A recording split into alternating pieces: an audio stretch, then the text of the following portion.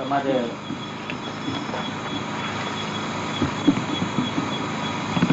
போராட்டத்தில் ஒரு முக்கியமான நாள்.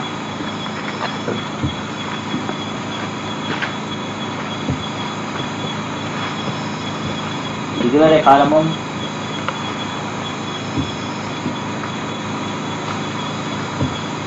நமது புனிதமான லட்சியமான தமிழீழ லட்சியத்திற்காக உயிர் தியாகம் செய்த 1307 போராளிகளை நினைவு கூறும் முகமாக இந்த மாவீரர் நாளை நாங்கள் ஆரம்பித்துள்ளோம். எமது போராட்டத்தில் இன்று வரை வீரமரணம் அடைந்தோர் தொகை 1307 ஆகும். அதிலும் ஸ்ரீலங்கா இனவாத இராணுவத்துடன் நாங்கள் போராடிய பொழுது எங்களில் வீரமரணம் அடைந்தோர் தொகை 663. அதன் பின்பு இந்திய இராணுவத்துடனான மோதலில் தமிழ் வீரமரணம் அடைந்தோர் தொகை 644. அதேவேளை இந்திய இராணுவத்தினர் தங்களது தரப்பில் உயிரிழந்தோர் தொகையை உத்தியோகபூர்வமாக அறிவித்திருக்கிறார்கள். அது 1100க்கும் மேற்பட்டதாக இருக்கிறது. அப்ப பார்க்க போனால் ஒரு விடுதலை புலியினுடைய உயிருக்கு 2 இந்திய ராணுவ வீரனுடைய உயிர் சமமாக இருந்திருக்கிறது. அப்படி பார்க்க போனால் மற்ற நாட்டு போராட்டங்களுடன் ஒப்பிடும் பொழுது இது ஒரு மற்ற நாட்டு போராட்டங்களில் இறந்த போராளிகளுடன் ஒப்பிடும் பொழுது எங்களுடைய போராட்டம் ஒரு வளர்ச்சி கண்ட போராட்டமாகத்தான் இருக்கிறது. ஆனால் இது உண்மையில் அவர்களுடைய உத்தியோகமான அறிக்கை என்னும் பொழுது அதிலும் உணவும் அவருடைய இராணுவத்தினுடைய கௌரவம் பாதிக்கப்படாமல் மறைத்துத்தான் அறிவிப்பார்கள். அவர்கள் உத்தியோகமாக அறிவித்ததன்படி பார்க்கும்போது கூட எங்களுடைய விடுதலை புலி வீரர்களுடைய வீரம் அவர்களுடன் கூடுதலாகத்தான் உள்ளது. மற்றும் இயக்கத்தில் முதல் தடவையாக இன்று இந்த மாவீரர் நாளை கொண்டாடுகிறோம். ஆனால் எத்தனையோ உலக நாடுகளில் அந்த நாடுகளின் விடுதலைக்காக போரிட்ட போராளிகளின் நினைவாகவும் அந்த நாடுகளின் பாதுகாப்புக்காக போரிட்ட படை வீரர்களின் நினைவாகவும் இப்படிப்பட்ட மாவீரர் நாளை கொண்டாடுவது வழக்கம். எங்களுக்கும் இதுவரை காலமும் உங்களுக்கு தெரியும், இயக்கத்தில் தனிப்பட இறந்த ஒவ்வொரு போராளிக்குமாக நாங்கள் நினைவு நாள்களை கொண்டாடுவது வழக்கம். ஆனால் இந்த முறையிலிருந்து நாங்கள் இறந்த போராளிகள் எல்லோரையும் மொத்தமாக வருடத்தில் ஒரு நாள் நினைவு கூர்ந்து அந்த நாளையே மாவீரர் நாளாக பிரகடனப்படுத்தியுள்ளோம்.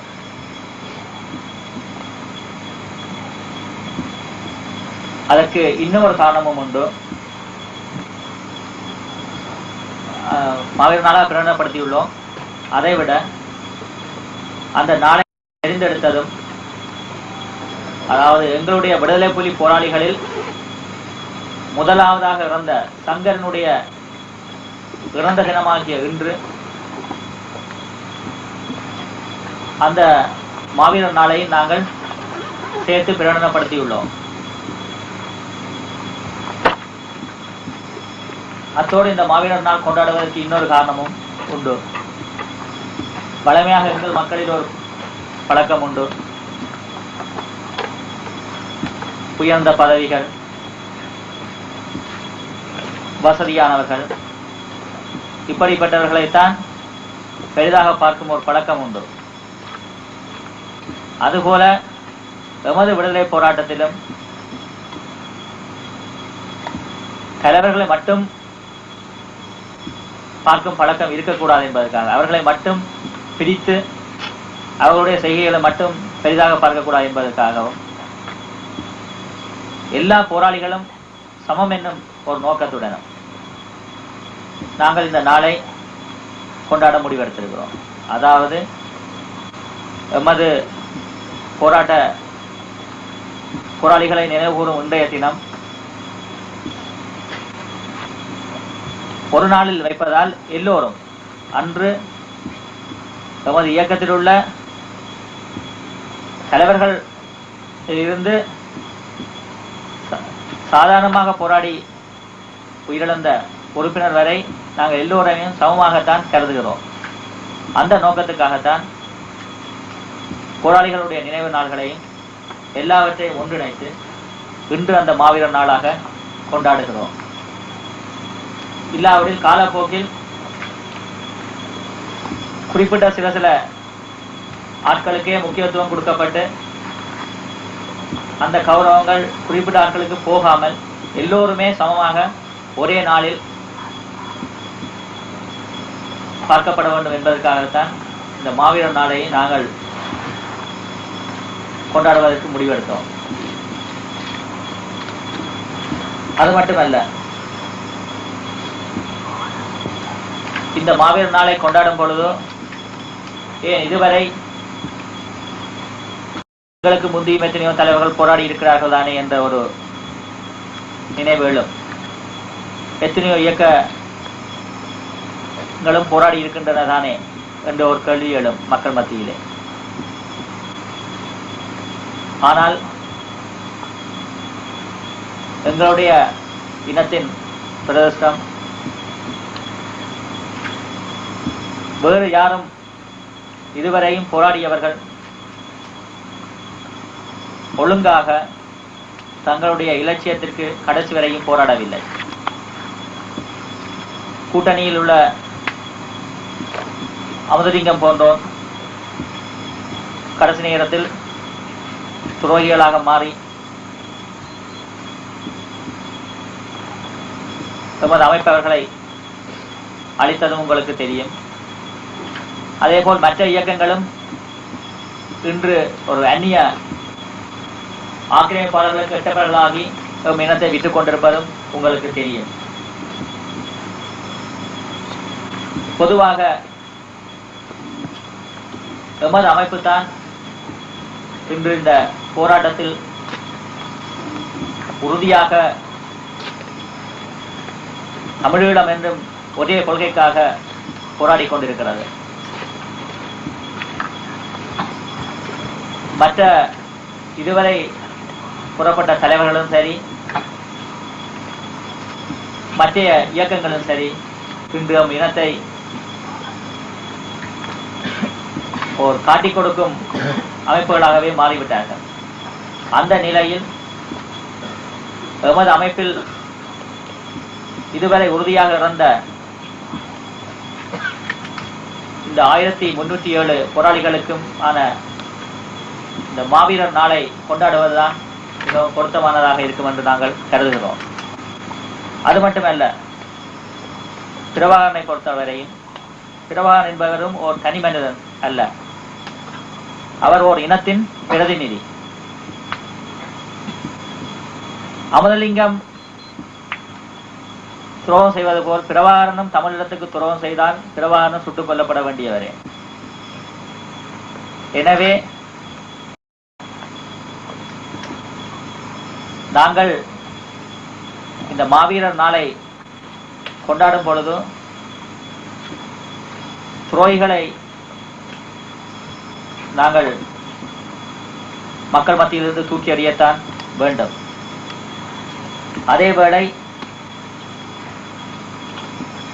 நாங்கள் இந்த நாளில் மற்ற இயக்கங்களினால், அதாவது தவறான தலைமைகளினால் வழிநடத்தப்பட்டு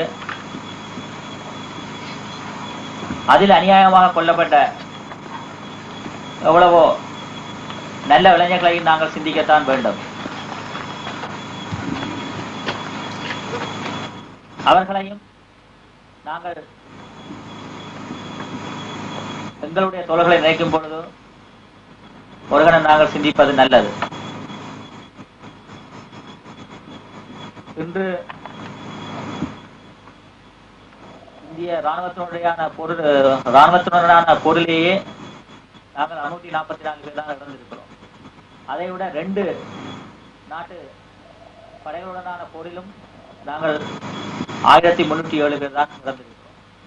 ஆனால் அதேவேளை மற்ற இயக்கங்களிலிருந்து தவறான வழிநடத்தல்களால் இன்று அநியாயமாக எவ்வளவோ இளைஞர்கள் கொல்லப்பட்டிருக்கிறார்கள். ஆனால்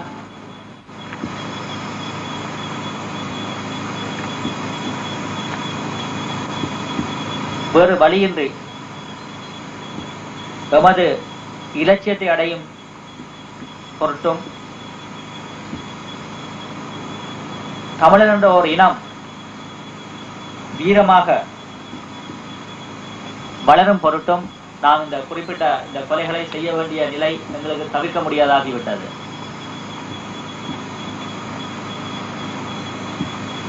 கட்டுப்பாடான இயக்கம் ஒன்றினூடாகத்தான் தமிழர்கள் தமக்கென்றோர் விடுதலையை அடைய வேண்டும். தனிப்பட்ட மனம் வேறு. நான் கூட சில வழிகள் சிந்திப்பது உண்டு.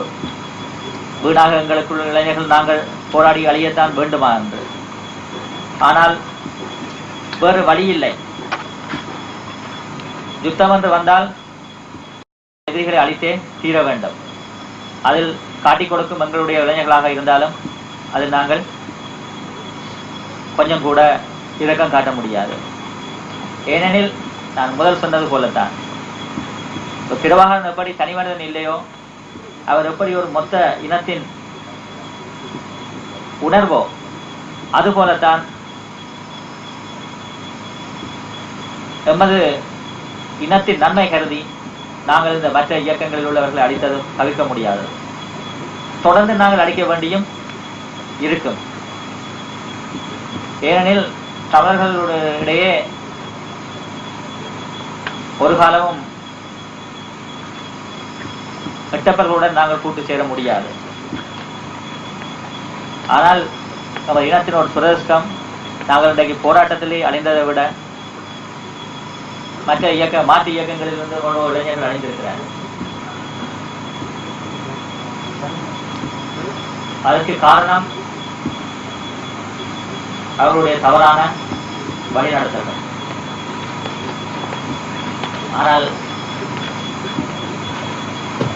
நாங்கள் ஒரு போராட்ட களத்தில் இவற்றை பற்றி எளிதாக சிந்தித்துக் கொண்டிருக்க முடியாது. ஏனெனில் நாங்கள் ஒரு கட்டுப்பாடான இயக்கமாக இன்று நிரூபித்திருக்கிறோம். தொடர்ந்தும் நாங்கள் எங்களுடைய பாதையில் சென்று எங்களுக்கு ஒரு நாட்டை அமைப்பது அவசியமானது. அதற்காக இந்த எதிர் நடவடிக்கை ஈடுபடுபவர்களை அளிக்க வேண்டியதும் அவசியமாக அமைந்துவிட்டது.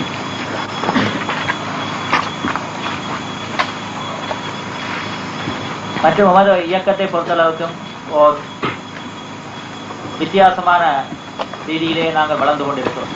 உலகில் எத்தனையோ விடுதலை பெற்ற இயக்கங்களுக்கு ஏதாவது நாடுகள் உதவி இருக்கு. ஆனால் எங்களை பொறுத்தளவுக்கும் நாங்கள் எங்களுடைய எதிரிகளிடமே உதவி பெற்றுத்தான் அவர்களை திருப்பி அடிக்க வேண்டிய நிலை உள்ளது.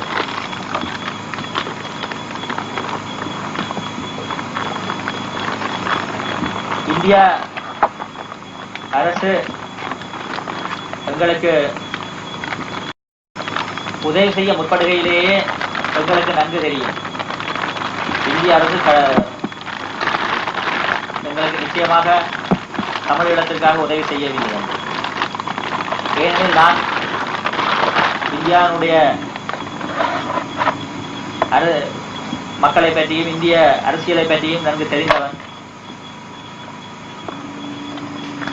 இந்தியாவிலே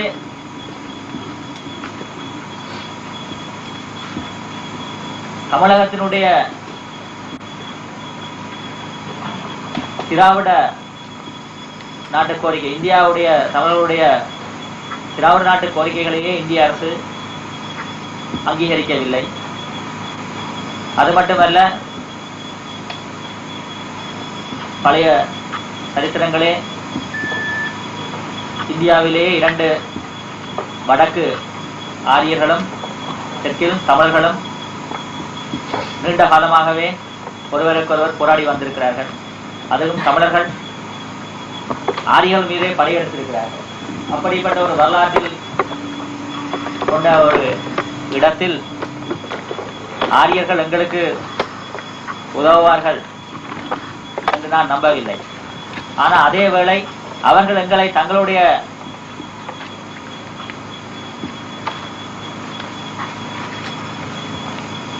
லாபத்துக்காக, தங்களுடைய நாட்டின் நலனுக்காக பயன்படுத்த முற்பட்ட நேரத்தில் அதை நாங்களும் எங்களுக்கு சாதகமாக பயன்படுத்திக் கொண்டோம். அதன் விளைவாக நாங்கள் குறுகிய ஒரு வளர்ச்சியை பெற முடிந்தது. ஆனால் இந்த வளர்ச்சியை பெற முடிந்தாலும் இவர்கள் 2 பேர் இன்று அந்த எதிரியிடமிருந்து வாங்கிய ஆயுதத்தை கொண்டே அவரை நாங்கள் திருப்பி எதிர்க்க முடிந்தது என்றால் அதற்கு காரணம் எங்களுடைய விடுதலை புலிகளின் வீரமும் அவர்களுடைய உறுதியும் தான்.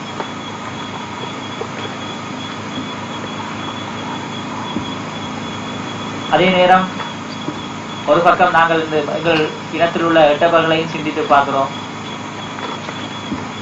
நேற்று கூட, அதாவது முடிவுக்காக இன்று நாங்கள் மாவீரர் நாள் கொண்டாடி கொண்டிருக்கும் நாளில் கூட எங்களுடைய மாவீரர் நாளை குழப்ப முயற்சித்து யாழ்ப்பாணத்தில் மாதல் என்னும் இடத்தில் ஓர் எட்டப்பர் கூட்டம் எங்களுடைய பிரசுரங்களையும் எங்களுடைய சுவரொட்டிகளையும் எங்களுடைய கொடிகளையும் மறக்க வந்த பொழுதும் அவர்களை அடித்துக் கொள்ள வேண்டியிருந்தது. அந்த போராட்டத்தில் கூட எமது ஒரு போராளி உயிரிழந்துள்ளார்.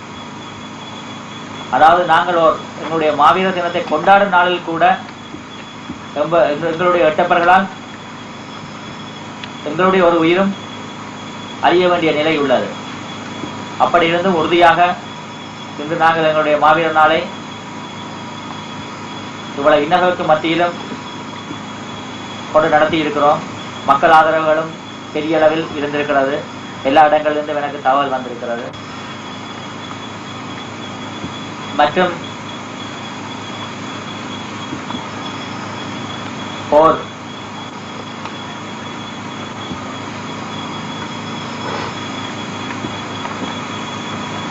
ஒரு சமுதாயத்தை பொறுத்தவரை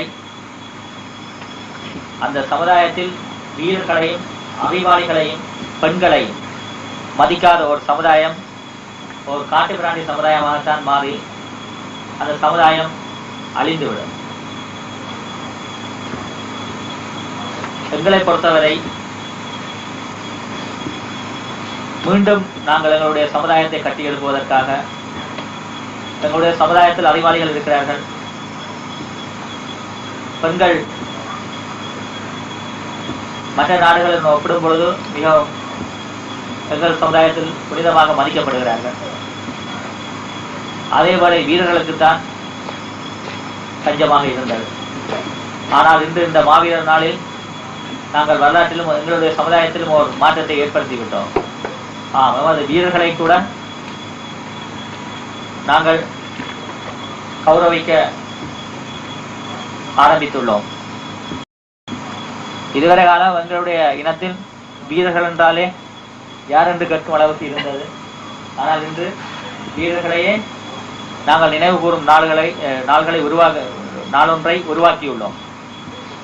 எனவே இனி எமது சமுதாயம் நிச்சயமாக அழியாது.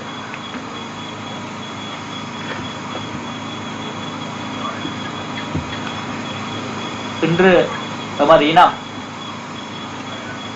உலகிலேயே மீண்டும் தலைநிமிர்ந்திருக்கிறது என்றால் எமது போராளிகளின் 1307 பேர்களின் உயிர் தியாகம்தான். அவர்களுடைய அந்த வீரமான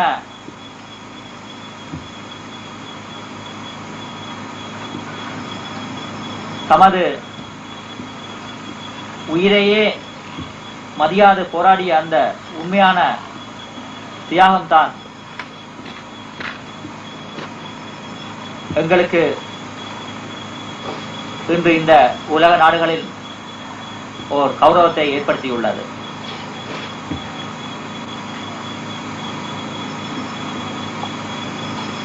எனவே இந்த மாவீரர் நாளை நாங்கள்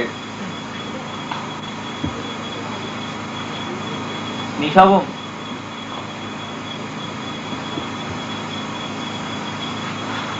ஓர்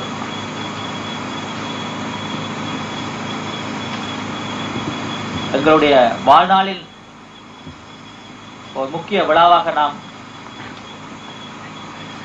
கொண்டாட இன்றிலிருந்து ஒவ்வொரு வருடங்களும் நாங்கள் கொண்டாட ஆரம்பிக்க வேண்டும்.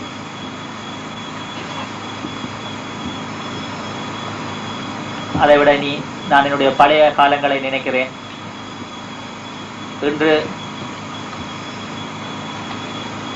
நீங்கள் எவ்வளவு போராளிகள் எவ்வாறு இயக்கத்தில் சேர்ந்து இன்று எங்கள் இயக்கம் வளர்ச்சி கண்டுள்ளது. ஆனால் நமது முதல் இறந்த போராளி சத்யநாதனை நான் இப்பொழுது யோசித்து பார்க்கிறேன். இப்பொழுதும் தான் ராணுவத்தை அடித்து ஒரு SLR படைக்க வேண்டும் என்று இருக்கிறார். அந்த காலத்தில் எங்களுக்கு SLR என்றால் பெரிய ஒரு ஆயுதமாக இருந்தது.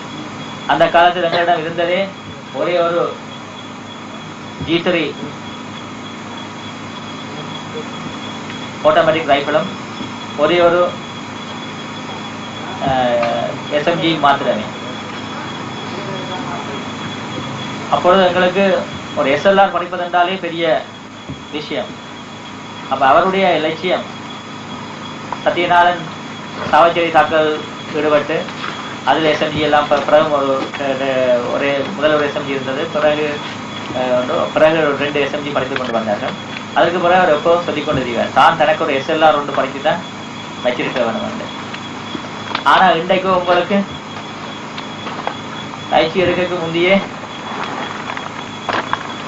கையெல்லாம் விதவிதமான துவக்குகள் தர்றோம். இந்த வளர்ச்சியை அவர் கண்டிருந்தால் ஒரு துவக்குக்காக நாங்கள் தெரிஞ்ச காலங்களை நினைக்கிறோம்.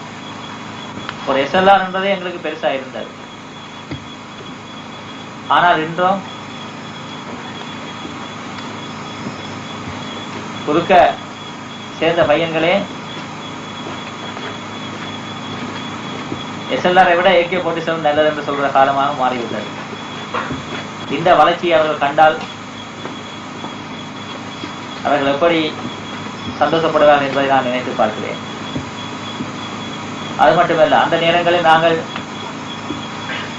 துப்பாக்கிக்கு, அதாவது நாங்கள் ரிவால்வர்களுக்கு அந்த நேரங்கள்ட துப்பாக்கிகளுக்கு குண்டுகளே இல்லாத நேரம் ஆக ஆரம்பத்தில் இருந்ததே எங்களிடம் 2-3 ரிவால்வர் மட்டும்தான். நாங்கள் துரோகிகள் அடித்த நேரங்கள் அதற்கு கூட குண்டுகள் ஒழுங்காக இல்லை. MG, அதாவது துப்பாக்கி வரும் தோட்டாக்கள், அதாவது 3-8 போன்ற ரிவால்வர்களுக்கு நாங்கள் வெறும் தோட்டாக்களை எடுத்து அதாவது அந்த MG தோட்டாக்களை எடுத்து நாங்கள் கூட ஈயத்தொகுதிக்கு நாங்கள் பிரஷ் செய்து அடிக்கிறாங்க. துரோகிகள் அடிக்கிறது கூட நாங்கள் அப்படி அதை கொண்டு தெரிஞ்சுதான் நாங்கள் துரோகிகள் அடிக்க வேண்டியிருந்தது. அந்த காலங்களை நான் நினைத்து பார்க்கிறேன்.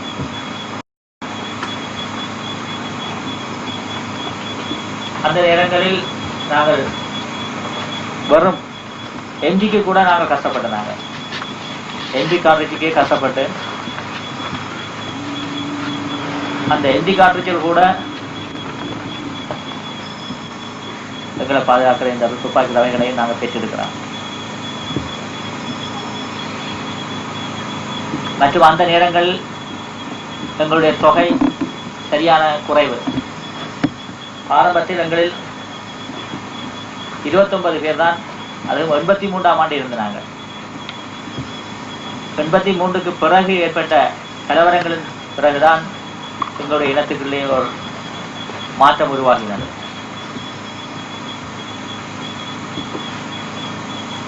அந்த நேரங்களில் என்னோடு இருந்தவர்கள் நினைத்து பார்க்கிறேன். இன்று அதில் அநேகமான பேர் இல்லை. சீலன், சங்கர், பொன்னம்மான், பண்டிதர், அவர்களுடைய அவர்கள் இன்று இருந்தால் இன்று அவர்கள் எவ்வளவு சந்தோஷப்படுவார்கள் என்பதை நான் நினைக்கிறேன்.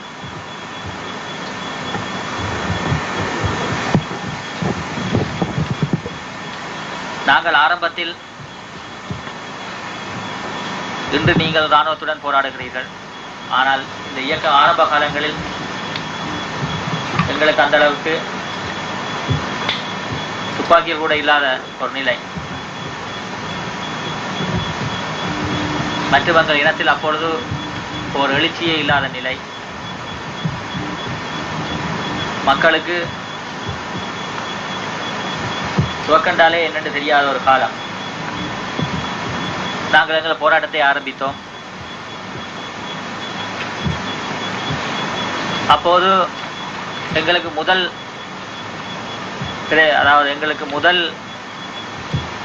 எங்களுடைய போராட்டத்தில் தடையாக இருந்தது எமது மக்களுக்குள்ளேயே வாழ்ந்து கொண்டிருந்த சிங்கள இனவாத கட்சிகளின் அடிவரடிகள். அதாவது அவர்களைத்தான் நாங்கள் அளிக்க வேண்டியிருந்தது. அதாவது சிங்கள இனவாத கட்சிகளான யுஎன்பி, ஸ்ரீலங்கா போன்ற கட்சிகளின் அடிவரடிகள், அமைப்பாளர்கள் என்னும் பேரில் அவர்கள் செயல்பட்டுக் கொண்டிருந்தார்கள். எங்களுக்கு தெரியும், முதல் எமது இனத்தில் முதல் இவர்களை அழிக்க வேண்டும் என்றால் இவர்கள், அதாவது எமது இனத்தில் உள்ள இனவாத கட்சிகளின் தலைவர்கள் அடிவரடிகளை அளித்தால்தான் எங்களுடைய இனம்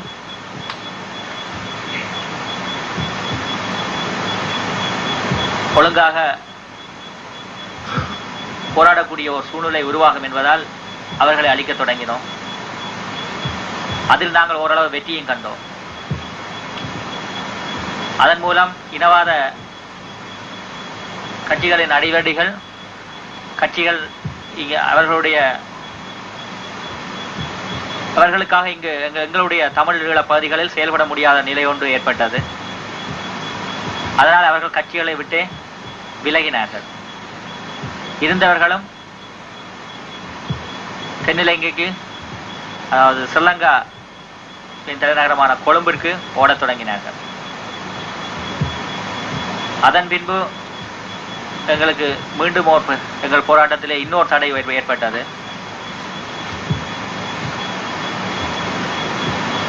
எங்களை பிடிப்பதற்கு தமிழரிலே இருந்த போலீஸ் உளவு பிரிவுகளை எங்களுக்கு எதிராக பயன்படுத்த தொடங்கினார்கள். அதுவும் எங்களுக்கு ஒரு இக்கட்டை உருவாக்க தொடங்கியது.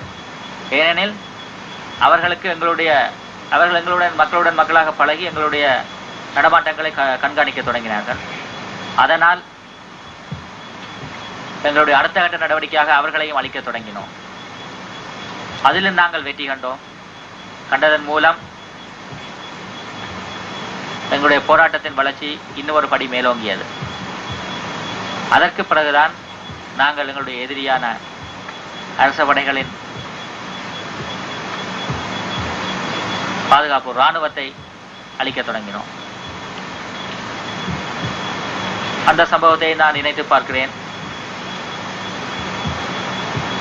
அதில் முதல் இராணுவத்தை தமிழீழ பகுதியில் சம்பவத்தில் குலேந்திரன், ரஞ்சன் லாலா, சீலன் போன்றோர் காங்கிரஸ் துறை வீதியில் இராணுவம் வந்த ஒரு ஜீப்பில் தாக்குதல் செய்து அதில் வந்த 3 இராணுவ வீரர்களை கொண்டு வெறும் கைத்துப்பாக்கியுடன் ஒரு திருநோத்தூர் ரைபிளையும் படைத்துக் கொண்டு வந்தாங்க. அந்த நேரம் அந்த செயலே எங்களுக்கு ஒரு பெரிய செயலாக இருந்தது. இதுதான் ஆரம்ப வளர்ச்சி. ஆனால் இன்றோ நாங்கள் இராணுவங்களிடமிருந்து ஏராளமான ஆயுதங்களை கைப்பற்றுகிறோம்.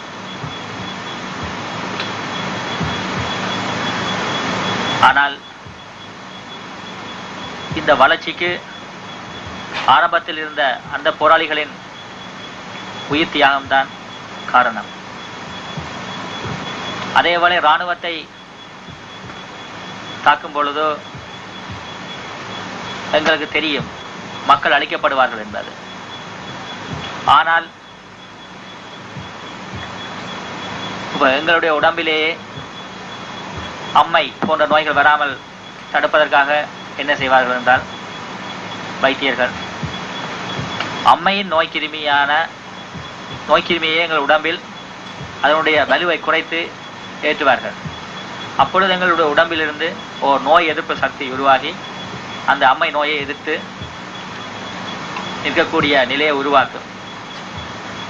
எப்படி அம்மை நோய் கிருமியை எங்கள் உடம்பில் ஏற்றுவது போலத்தான் நாங்களும் எங்களுடைய மக்களுடைய இந்த சிறு அழிவுகளை பொருட்படுத்தாமல் எங்களுடைய தாக்குதலை செய்ய ஆரம்பித்தோம்.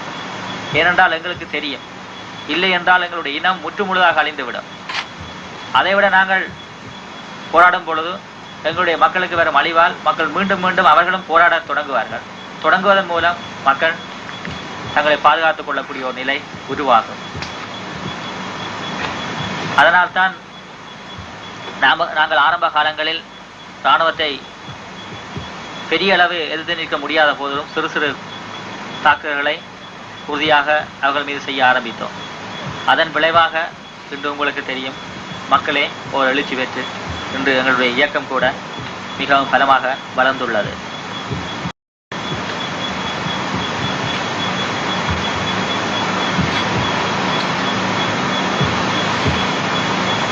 எண்பத்தி மூன்றுக்கு பிறகு எங்களுடைய இனக்கலவரத்தின் பின்பு இந்தியா தன்னுடைய நலனுக்காக எங்களுடைய போராட்டத்தை தலையிட்டது. பல இயக்கங்களுக்கு பயிற்சிகள் வழங்கியது. ஆரம்பத்தில் எங்களுக்கு பயிற்சி வழங்கப்படவில்லை. மற்ற இயக்கங்கள் செலோ போன்ற இயக்கங்களுக்கு பயிற்சி வழங்கப்படும் பொழுதும் நாங்கள் அதை பற்றி பொருட்படுத்தவில்லை. நாங்கள் எதிரிகளிடமிருந்து ஆயுதத்தை பறித்து போராடும் மன உறுதியிலேயே அப்போது வளர்ந்து கொண்டிருந்தோம். மற்ற இயக்கங்களை பொறுத்தவரைக்கு அந்த நேரங்களில் அழியக்கூடிய நிலைகளில் அந்த இயக்கங்கள், அதாவது போராட முடியாத சூழ்நிலையில் இனி அந்த இயக்கங்கள் அழியும் கட்டங்களில் இருந்து கொண்டிருந்தது. ஆனால் இந்தியா தன்னுடைய நலனுக்காக அவர்களுக்கு பயிற்சி கொடுத்ததால் அந்த இயக்கங்களும் வளரத் தொடங்கியது.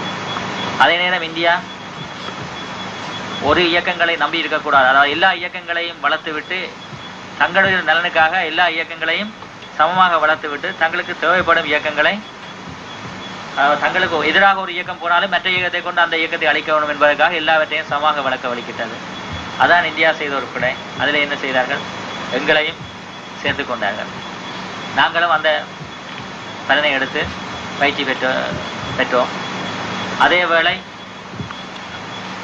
என்னுடைய அரசியல் ஆலோசகர் பாலா அன்னைக்கே நான் சொல்லியிருக்கிறேன். அப்போ அவர் இருந்துட்டு அதை நம்பி சொல்லுவார், நாங்கள் இனி என்ன இந்தியா உதவி இருக்கு, நாங்கள் வளரலாம். நான் சொல்ல இதை முழுதான் நாங்கள் நம்பக்கூடாது. அப்போ அவங்கள ஆயுதம் தருவாங்கள் தானே. நான் சொல்ல அவங்க தருவாங்க, நாங்கள் இழுத்தடிச்சு கொண்டு இருக்காங்க, இதில் நாங்கள் நம்பிக்கொண்டு இருக்கோம். இன்னொரு பக்கத்தால் நாங்கள் ஆயுதம் எடுக்கணும் வந்து அப்பவே நாங்கள் எச்சரிக்கையாக செயல்பட்டதால ஆயுதங்களை கூட இந்தியா ஒவ்வொரு இயக்கங்களுக்கும் 10 கிள்ளி கொடுக்க நாங்கள் இன்னொரு பக்கத்தால 40 ஆயுதங்களும் பின்பக்கத்தாலே எங்களுடைய வலிமையிலால இந்தியாவுக்கு தெரியாமலே ஆயுதங்களை கடத்தினோம். அதன் விளைவாக எங்களுடைய பலத்தையும் நாங்கள் சமபலமாக்காமல் கூட்டிக் கொண்டோம். அந்த நேரம் நாங்கள் அந்த விதத்தில் நாங்கள் மிகவும் எச்சரிக்கையாக செயல்பட்டதால் இன்று நாங்கள் இந்தியாவை நம்பியிராது இந்த இரு நாடுகளையுமே வெல்லும் அளவுக்கு நாங்கள் வளர்ந்துள்ளோம். ஆனாலும் இந்த வளர்ச்சிகளுக்கு காரணம் எங்களுடைய 1307 போராளிகளின் வீரமிக்க போராட்டமும் உயிர் தியாகமும் தான் என்பதை நாங்கள் மறக்கக்கூடாது. ஆனால் நமது விடுதலைக்கு இவ்வளவு தியாகமும் இத்துடன் முடிய போவதில்லை.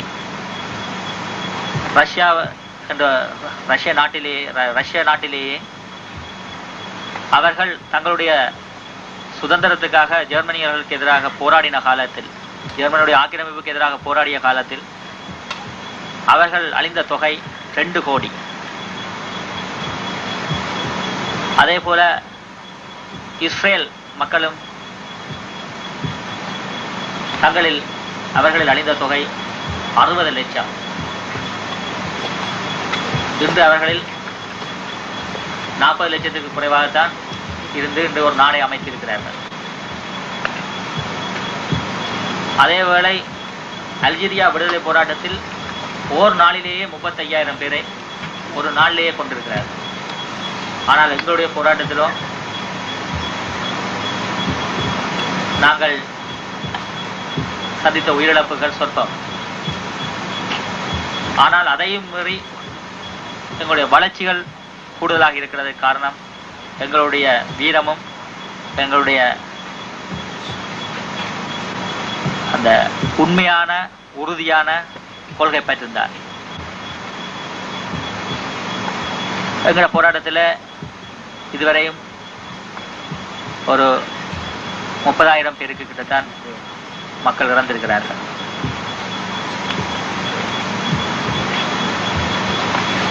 எனவே இந்த போராட்டம் இன்னும் நீண்டு கொண்டு போகும். எவ்வளவு குறைந்த உயிரிழப்புகளில் நாங்கள் நாட்டை மீட்கிறோமோ அது எங்கள் இனத்துக்கு நல்லதுதான். விட்டாலும் இன்றைய இந்த மாவீரர் நாளில் நாங்கள் தொடர்ந்தும் போராடி இன்னும் எங்களில் எவ்வளவுதான் உயிர் தியாகங்கள் ஏற்பட்டாலும் எங்களுடைய இறந்த இந்த எங்களுடைய சக போராளிகளான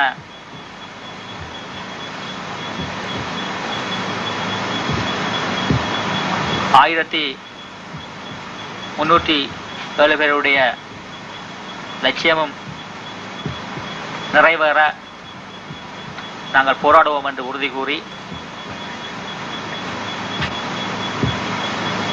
இந்த மாவீரர்